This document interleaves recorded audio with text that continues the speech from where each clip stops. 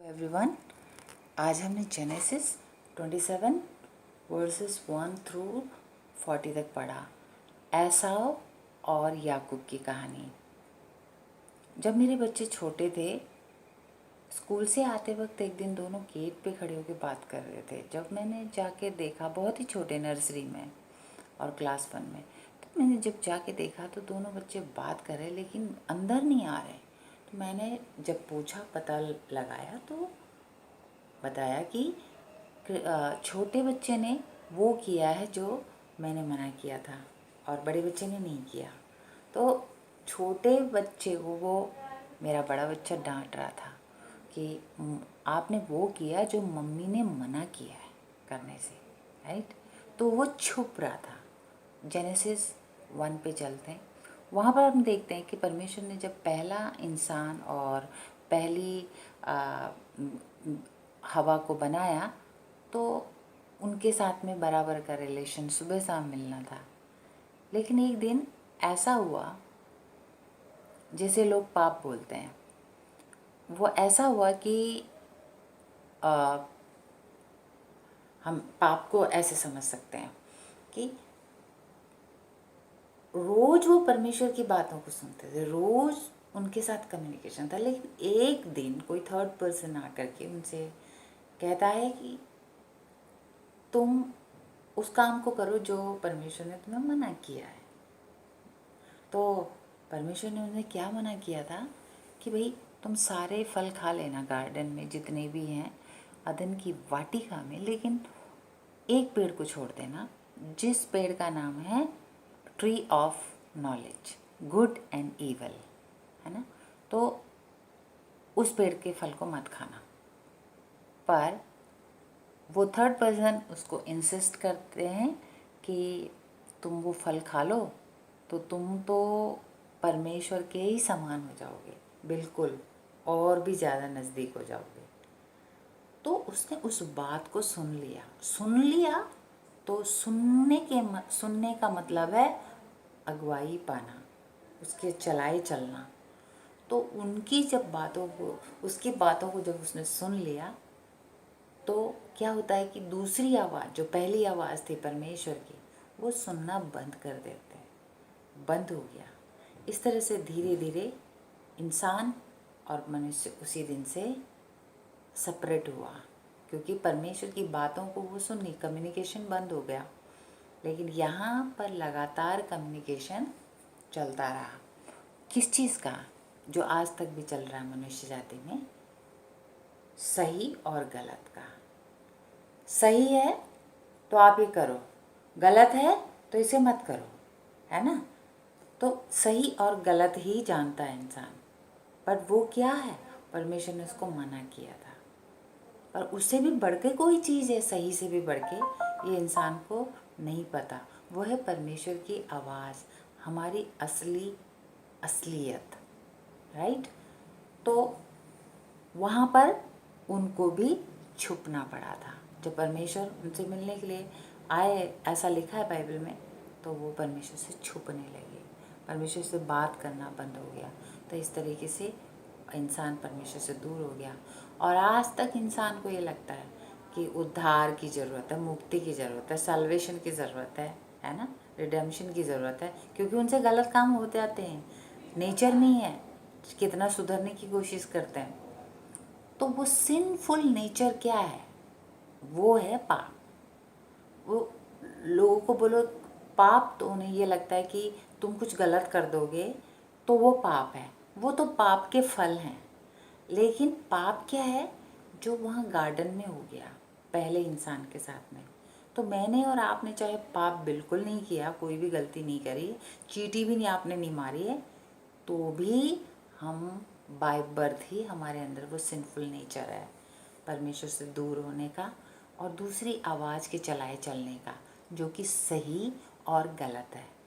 Beyond सही इंसान सोच ही नहीं सकता है। सही से बढ़कर भी कुछ होता है क्या, ऐसा सोचते हैं। है, सही से बढ़कर है परमेश्वर की आवाज़। तो आज हम इस कहानी से, एसाव और याकूब की कहानी से, जेनेसिस 27 वर्सेस 1 through 40 से हम ये सीख रहे हैं कि परमेश्वर, रिबेका ने वो किया जो परमेश्वर की आवाज़ थी। कैसे? रिबेका जब रिबेका ने एक दिन प्रार्थना करी और प्रार्थना करने के दौरान परमेश्वर ने उसको बताया कि तेरी कोख में 2 जातियां पल रही हैं जो एक दूसरे के अगेंस्ट होने वाली हैं, लेकिन बड़ा वाला छोटे वाले का दास होगा। तो ये बात उसने अपने मन के अंदर रख ली थी। और जब वो बड़े बेटे को आशीष मिलने का दिन आया तो रिबेका ने बड़े बेटे की सारी आशीषों को छोटे बेटे को दिला दिया। सब कुछ बड़े बेटे का, जैसे रोएदार बाल थे वैसा ही उसको बना के, बड़े बेटे के कपड़े उसको पहना के और उसको पिता के सामने आशीर्वाद के लिए भेज दिया। जबकि बेटा डरा, क्योंकि वो नेचर है गलत, मैं गलत करूँगा तो पापा मुझे श्राप दे सकते हैं करके। जब उसने बोला तो माँ ने क्या बोला, अगर जो तेरे पर श्राप आने वाला होगा तो वो मेरे ऊपर आए। तो इसी तरीके से तो मैं इस कहानी को अपने जीवन में परमेश्वर का मन जब मैंने आज पढ़ा तो क्या है, मैं ये जान पाई कि मैं और सारी मनुष्य जाति इस संसार में हम बिल्कुल उस याकूब की तरह कमज़ोर और पैथेटिक कंडीशन है। हम अपना उद्धार नहीं कर सकते, हम अपने आप को होली नहीं बोल सकते, हम अपने आप को अपना उद्धार अपने आप नहीं कर सकते, अपने इस नेचर से निजात नहीं पा सकते हम। लेकिन परमेश्वर ने यीशु मसीह को हमारे बीच में भेजा। यीशु मसीह कौन है? यीशु मसीह परमेश्वर स्वयं खुद है। उन्होंने बस अपने आप को इस पृथ्वी पर हमारे लिए बलि होने के लिए, बलिदान के लिए एक रास्ता बनाया। तभी यीशु ने कहा ना कि मैं ही मार्ग, सत्य और जीवन हूँ। उन्होंने कहा ना कि मैं ही जीवन की रोटी हूँ, है ना, तो मैं ही जीवन का जल हूँ। तो इसका क्या मतलब है कि परमेश्वर को पता था कि मेरे बच्चे मुझसे दूर हैं तो दुखी हैं अपने इसी नेचर से। या तो कभी वो सही करने की कोशिश करते हैं, कभी गलत करने की कोशिश, गलत कर जाते हैं फिर भी। तो इस चीज़ के कारण लोग क्या क्या गुरुओं को ढूंढते हैं, सब कुछ करते हैं। तो इस चीज़ के कारण परमेश्वर का जो आशीर्वाद हमारे जीवन में जिसने हमें बनाया, कितनी बड़ी आशीषें होंगी, वो चीज़ से हम वंचित रह जाते हैं। तो इस कारण से परमेश्वर ने अपने आप को यीशु मसीह के रूप में इस दुनिया पे, गॉड विद अस, उनका नाम इमैनुअल करके एक मार्ग बनाया इंसान तक पहुंचने का।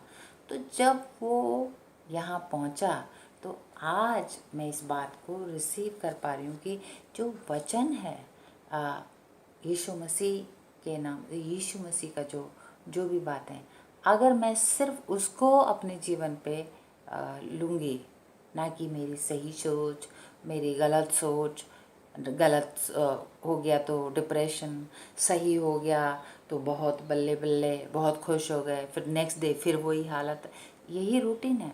तो इन सब चीज़ों से निजात पाने के लिए, उससे बियॉन्ड सोचने के लिए, सही और गलत से, परमेश्वर ने यीशु मसीह को हमारे सिंफुल नेचर के लिए बलिदान होने के लिए भेजा। क्योंकि वचन कहता है कि एक पाप की सज़ा मौत है। अगर मैंने एक पाप किया तो मुझे मर जाना चाहिए, ये सज़ा है परमेश्वर के सामने।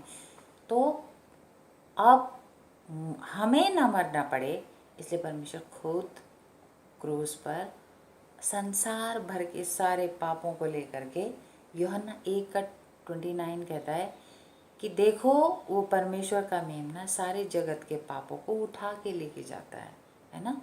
तो सारे जगत के पाप यीशु मसीह के ऊपर। यीशु मसीह बपतिस्मा नहीं ले रहा था यूहन्ना से, तो यीशु ने उसको क्या जवाब दिया कि ऐसा ही होने दे, क्योंकि अगर वो यूहन्ना एक इंसान होने के नाते भी रिप्रेजेंटेटिव, मनुष्य जाति का रिप्रेजेंटेटिव हुआ कि हाँ मैं पापी हूँ, इंसान जाति सिंफुल नेचर से ग्रस्त है, तो उस सारे नीचे को पाप को यीशु मसीह के ऊपर डालने के लिए परमेश्वर ने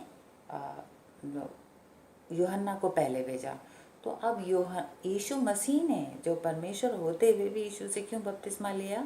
लोग कहते हैं कि ऐसा इसलिए किया कि हम भी ऐसा ही करें। ऐसा नहीं है, इसके पीछे ये है कहानी कि पर सारे संसार, जब यूहन्ना ने यीशु मसीह के ऊपर हाथ रखा, सारे संसार के पाप जो हैं यीशु मसीह के ऊपर ट्रांसफ़र हुए हैं उस समय। जैसे कि पुराने नियमों में हम देखते हैं, वहाँ पर क्या था कि आपने एक गलती पाप करी तो एक बकरा लेके आएंगे, एक भेड़ लेके आएंगे, उसके ऊपर जो जिसने पाप किया है वो अपना हाथ रखेगा तो उसके पाप उस पर ट्रांसफ़र हो जाएंगे और वो बकरी को या उस जो भी जानवर है उसको मरना पड़ता है, यानी कि ब्लड शेड होना पड़ता है, तब जाकर उसके पाप माफ़ होते हैं, वो फ्री होके जाता है। तो ये कहानी तो इंसान जाति के पापों से उसको आज़ाद दिलाने के लिए वो परमेश्वर खुद स्लेन हुए क्रॉस पर, यीशु मसीह, और तीसरे दिन जी उठे ताकि हमें जस्टिफिकेशन मिल सके, जस्ट कर सके कि मरे हमारे लिए बदले, लेकिन अब जी उठे तो हमको एक ही बार में सर्वदा सिद्ध कर दिया है। ये दिखाने के लिए इब्रानियों 10:14 कहता है कि उन्हें जिनको उसने पवित्र किया है, बुलाया है, लहू लगा के उनको एक ही बार में सर्वदा के लिए सिद्ध कर दिया है। तो उस सिद्धता को ग्रहण करना मेरा और आपका काम है। तो जब परमेश्वर यीशु मसीह का वचन आता है, इसीलिए यीशु मसीह का वचन जब हमारी ज़िंदगी में आता है तो यूहन्ना 1:1 के अनुसार है कि पर आदि में वचन था, वचन परमेश्वर के साथ था और वचन ही परमेश्वर था। इसका मतलब परमेश्वर दूर नहीं, वचन ही परमेश्वर था, मतलब परमेश्वर मेरे साथ, मेरे कितने नज़दीक है। तो परमेश्वर हमारे साथ है अगर हम रिबेका की तरह उस वचन को, परमेश्वर की आवाज़ को अपने हृदय तक सुनेंगे तो वो सामर्थ्य अपने आप ही हमको परमेश्वर के सारे आशीषें जो हमारे ज़िंदगी में रखी हैं वो रिवील्ड होना शुरू हो जाएंगे, हम बदलना शुरू हो जाएंगे महिमा से महिमा की ओर। और परमेश्वर की ये जो योजना, जो प्लान है, वो उद्धार का काम पूरा हो जाएगा। इटरनली हम होली और हम पवित्र और हम धर्मी ठहराए जाते हैं उसकी धार्मिकता से।